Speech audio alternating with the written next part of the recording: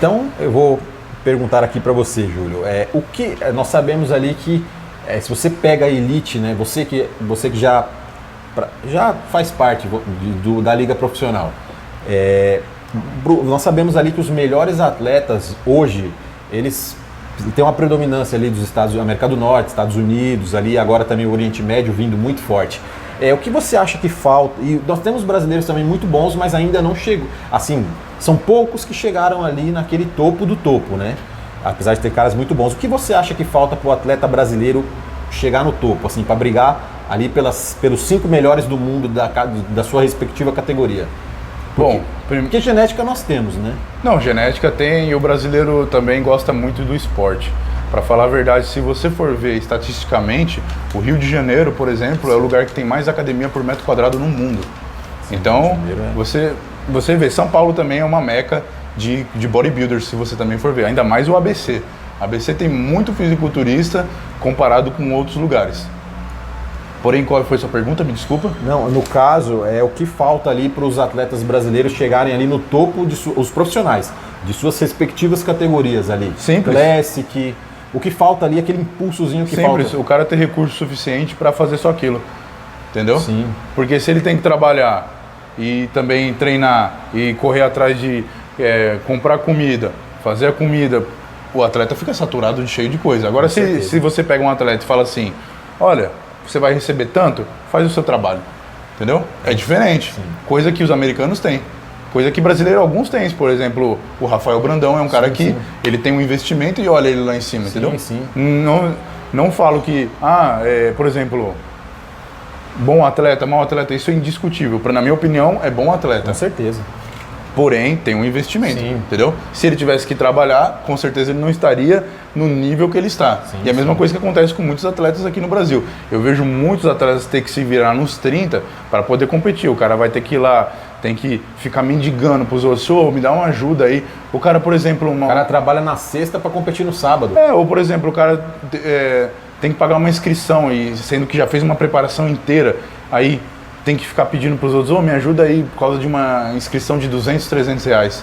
Tem que pedir pros outros. Mano, isso é uma coisa que, por exemplo, até loja de suplemento poderia ajudar um cara desse. Sim. Não estou falando nem de uma marca. Não precisa ser uma super marca para estar fazendo isso. Mas só que o que os caras querem? Os caras querem já o cara pronto. Aí os caras falam assim, você já tá bem, você tá com muita mídia, você tá. Então agora a gente vai fechar com você. Mas para pegar um cara assim, um atleta de um nível que tá intermediário, só tá precisando de um investimento, é muito mais difícil. O Rafael teve essa oportunidade, se você for ver desde o começo... Sempre bem encaixado ali, sempre teve oportunidades. Coisa que também tem outros atletas que também tiveram. Não só foi ele, no caso, mas ele que saiu melhor porque ele é um bom atleta, melhor que os outros na minha opinião. Sim, com certeza. Por isso que ele tá ali. O Fabrício também é outro que tá na 212.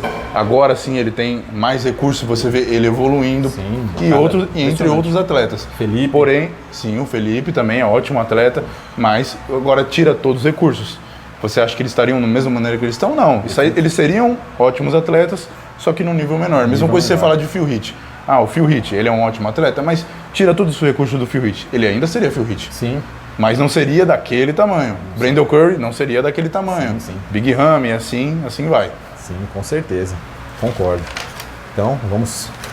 e você pretende voltar para os Estados Unidos, Júlio? Você tem algo assim, se você tivesse a oportunidade de voltar, bom, assim, para continuar o seu trabalho lá como fisiculturista, para competir ali o circuito? Na minha cabeça, sinceramente, não penso em voltar. Penso em conhecer outros lugares. Entendeu? Eu tenho só para competir? Tipo sim, assim, não até para ver a cultura, assim, mas eu gosto muito do Brasil, eu particularmente, sim. Cada um com as suas ideias, entendeu? Sim. Antes, quando eu morava aqui no Brasil e não tinha ido para lá, eu pensava que lá era o melhor lugar do mundo. Quando eu fiquei lá um certo tempo, eu já vi que não era aquilo que eu pensava, entendeu? Que muitos pensam, né? Sim, mas como eu te falei, a única coisa que muda é a estrutura. Lá tudo é muito mais estruturado que aqui, ainda mais se a gente for falar no meio fitness. Lá os caras têm muito mais estrutura, tem muito mais preço, só que, cara... Você viver não tem nada a ver com o valor, entendeu? Sim. Você entende? Sua paz mental... né? Sim, na minha opinião, cada um tem a sua opinião. Tem seu ponto de vista, né? Muito bom. Agora eu vou fazer uma pergunta para você, Júlio. Nós falamos aí do Don Long, do seu treinador e dos seus outros treinadores. Sim. Se você tivesse hoje a oportunidade de escolher um treinador do mundo inteiro, qual você escolheria para te treinar, se é que você gosta disso? Porque você, por ser um cara de uma inteligência acima da média, né, você consegue se preparar muito bem sozinho. Com quem eu me prepararia hoje em dia? Ou com você mesmo? Com o Júlio Gorila, isso que eu ia falar. Comigo mesmo. Mas assim, estraguei a brincadeira. Não, mas tem uns caras Vamos fazer de novo. Com quem que você se prepararia, Júlio? Não, tem uns caras que eu acho muito interessante a metodologia deles. Por exemplo, para dieta, Cris Aceto. Para treino, tem o Charles Glass. Cara, por enquanto, o que me vem na cabeça são esses dois. Específicos. Eu achei que você ia falar o Milo Sarcev. O Milo só se eu quiser morrer, na verdade. Ou tem o Chad Nichols. Chad Nichols, se quiser ser um pouquinho mais rápido, né? Se eu quiser morrer mais vida rápido. nessa terra. 400 de proteína, 400 de carne por refeição. Você é doido.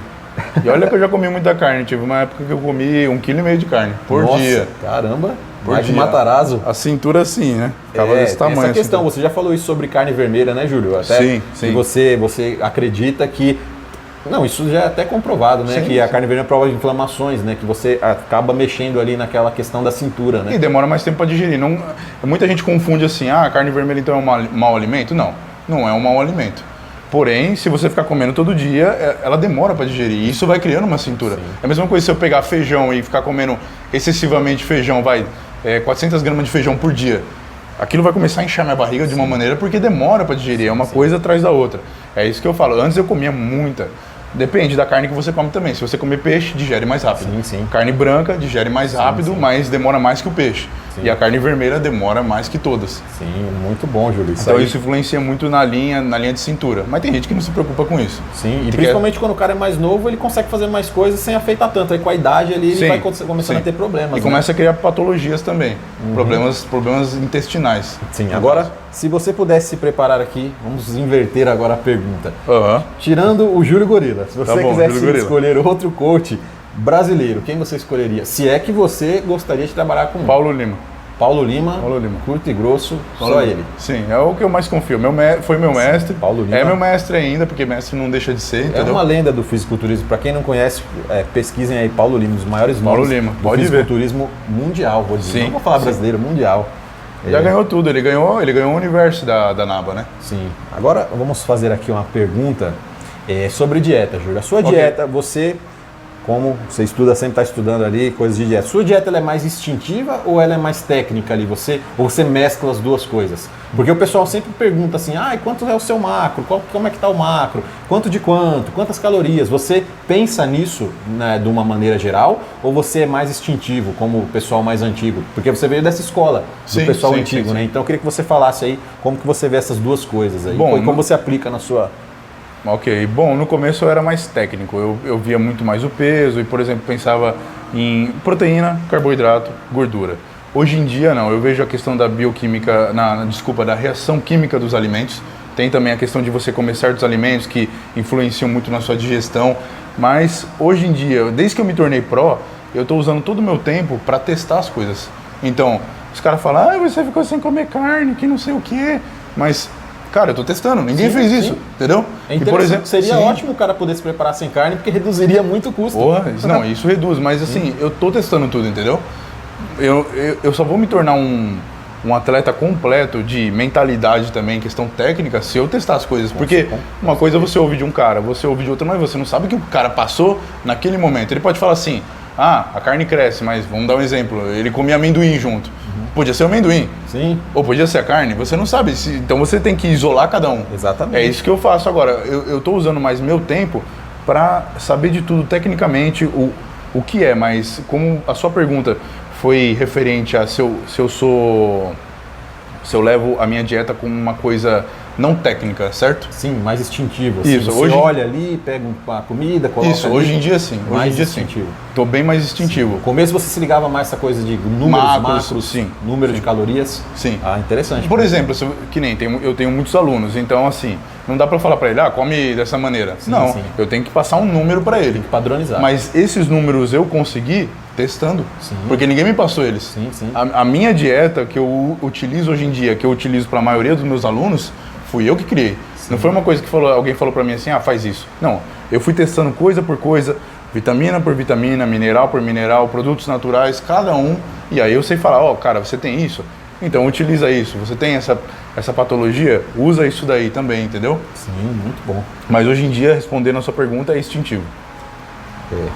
É igual, agora você poderia falar assim, de uma maneira geral, assim, rápida, suas fontes de macros preferidas. Vamos falar, começar de proteínas e carboidratos. Proteína eu estou usando ovo e alguns legumes, como por exemplo feijão. Eu prefiro ainda os feijões verdes, que no caso tem a vagem, coisa que o Ronnie Coleman já dizia, que era muito melhor você dar preferência a feijões verdes, green beans no caso que ele fala.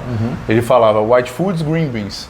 Pela questão da cintura. Hoje em dia eu percebo isso. Porque se você pega, por exemplo, feijão seco, o grão seco no caso, qualquer um dos grãos secos, ele demora muito mais tempo para digerir e isso acarreta uma cintura. Agora, se você pega um verde, a questão da digestibilidade é muito mais rápida. Muito interessante. E A questão, você falou agora das proteínas, os carboidratos ali, carboidratos, as fontes preferidas suas. Bom, carboidratos eu uso muito arroz parbolizado. Demais, eu chego a comer arroz parbolizado. Eu vejo no History. Sim, dias 900 gramas. Ah, sim, já cheguei a fazer refeições de arroz, só contando arroz ali, deu 1,3 kg. Nossa. Sim, 1,3 kg. Normalmente assim, num dia bom, no comum, eu jogo no mínimo uns 2 kg de arroz, 2 kg e pouco de arroz. Nossa, bastante. Sim. Legal. Sim, antes eu jogava muito mais proteína. Tem o fator da proteína, que ela acaba sendo mais anabólica de certa forma. Tem esse lado.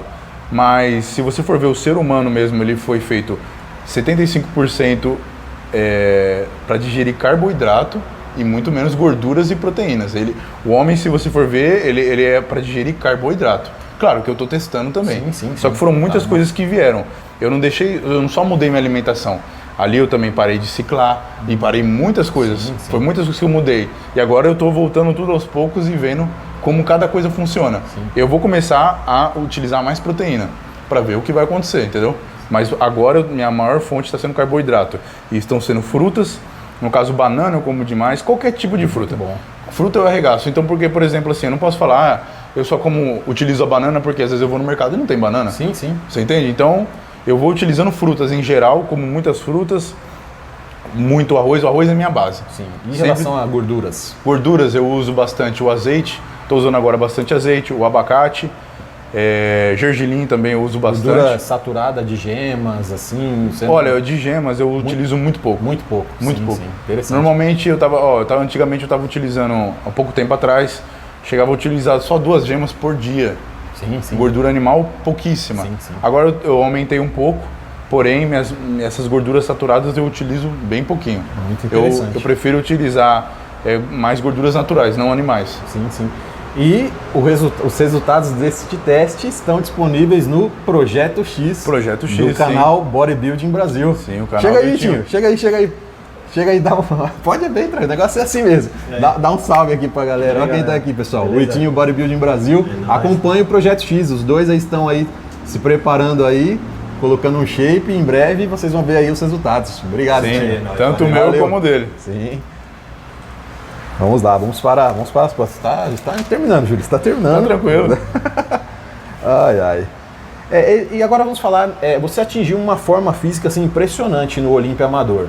Eu vi umas fotos suas, vídeos, uma série de material. Qual foi assim, a estratégia principal ali, o formato de dieta, ali, a estratégia nutricional que você usou predominantemente ali naquela preparação? Ali, sei lá, se foi uma low carb, uma cetogênica, o que foi o foco ali? Vamos lá, vamos ver se eu me lembro. Minha primeira refeição, como eu falei, eu fazia jejum intermitente, coisa que o Dom Long não tinha me passado. Ah, sim, você fez uma mescla ali, né? Isso, porém... Então tem que ser o dedo ali na... Sim, na minha opinião, o jejum já é um ótimo potencializador de qualidade muscular, entendeu? Também de retenção, você fica com pouca retenção. Muito bom. Porém, a minha primeira refeição era constituída mais por claras de ovos e carboidratos complexos como a aveia. Eu fazia um shake ali com algumas coisas, mas era uma refeição muito leve, entendeu? Na minha segunda refeição, aí eu utilizava bastante peito de frango. Chegava a utilizar, eu acho que dava umas 500 gramas, 600 gramas, porque era só uma refeição com carne. E também utilizava bastante, e era arroz que eu utilizava. E na terceira refeição, utilizava mais gorduras. Só que no final eu fiz a depletação, então eu utilizei pouco carboidrato. Não chegou a zerar. Não cheguei a zerar, foi a primeira vez que eu precisou. não cheguei a zerar e cheguei muito cedo. Chegou na melhor forma da sua vida. Sim. Aí, tá vendo, pessoal? Não as pessoas acreditam muito que que é uma obrigação zerar o carboidrato. Não, o que, né? Que é uma regra. Também tem outros fatores que influenciam. Depende muito Não é só a dieta. Porque o que acontece? Eu sempre fui de treinar muito. Quem me conhece sabe que eu treino bastante, 7, 8 horas. Naquela época eu estava treinando 7, 8 horas por dia. Quase um ginasta olímpico. Então depende. Olímpico. O cara tá comendo... Eu não posso falar só que assim, esses alimentos me fizeram ficar seco. Sim. Porque eu também treinava muito, entendeu? Com certeza. Se eu ficasse parado e treinasse 1 hora por 40 dia... 40 minutos e tal... Você entende? Tem essa influência também. Porém, comia pouco relativamente. Tava treinando bastante. Mas a questão da dieta não tinha nada de secreto. A única coisa que me deu uma boa diferença, que aqui é difícil de encontrar e lá é muito fácil, é aspargo. Aspargo. Pela questão da aspargina, eles têm um bom diurético. Interessante. Muitos atletas aí utilizam, né? Lá, nos Estados sim, Unidos. Sim, lá é muito barato. Aqui lá... na feira que eu moro, nem aspargo eu nunca vi. Olha, aqui no Brasil o maço está em cerca de... Você vai encontrar um maço aí por R$20. Nossa senhora, tipo uns 5 talinhos ali de... Lá o maço que vinha cerca de 10 aspargo custava $3,75 a $4. Muito mais acessível, então. Com certeza, sem dúvida. Mas existem outros... Sim. Existem outras maneiras naturais, como chás, que também podem tirar o líquido do seu corpo. Sim, podem ser diurético. Muito interessante, Júlio. Agora vamos falar ali de treino, a questão... Você gosta muito de treino, né, Júlio? Você é conhecido por um cara que gostar muito de treino, você tá ali... Acredito que talvez seja a variável ali, o pilar mais importante na sua visão, acredito que seria o treino, né? Sim. Agora vamos falar que nós estávamos falando agora há pouco aqui, os brasileiros, eles têm a fama de ter uma carência ali na região da dorsal, principalmente parte baixa, um desenvolvimento geral da parte dorsal. Muitos atletas brasileiros ali da nova geração, estou dizendo. Não os antigos, da nova geração. E essa fama aí vem se espalhando pelo mundo dos atletas brasileiros serem fracos na questão de costas. Você é uma exceção, né? Nós sabemos que você é uma exceção. O que você atribui essa disparidade? Bom, eu vejo que uma coisa que mudou... Na experiência que você tem nas academias, de observação, experiência de vida. Uma coisa que mudou muito de antigamente para hoje são a questão dos exercícios. Hoje as pessoas prevalecem muito mais as máquinas. E para você fazer uma dorsal grande de verdade, quando eu digo parte baixa de dorsal, tem que vir mais de aparelhos livres. Aparelhos não, né? Exercícios livres no caso. Mas eu vejo que também a priorização, a galera muito mais visualiza o ombro, a escápula para dar uma cintura mais fina e a dorsal normalmente se esquece. É uma coisa que a galera não presta muita atenção em dorsal. E, cara, assim, eu vejo também outra coisa. Antigamente você pegava os caras... Por exemplo, até os caras, na época do Arnold, Franco Colombo, esses caras que eram conhecidos por pegar peso, só que quando você vê que eles iam treinar grande dorsal, com pouco peso, muita técnica e a angulação. Hoje em dia, por exemplo, o cara vai fazer uma remada curvada, você percebe que os caras eles ficam muito inclinados para cima. Claro que isso vai pegar mais a parte do trapézio, vai pegar também o posterior de ombro, mais a escápula, parte de cima. Aquele estilo Dorian Yates, né? Que parece que o cara vai fazer até uma rosca bíceps, de tão inclinado que ele tá. Agora, se você for ver os caras antigos, quem que você vê hoje em dia fazendo, por exemplo, uma remada curvada quase a 90 graus? Como o Arnold fazia. Como o Franco Colombo fazia. Sim, muito difícil. Você não vê os caras fazendo isso. Por quê? Porque se o cara vai fazer isso, ele vai ter que pegar 10 kg de cada lado.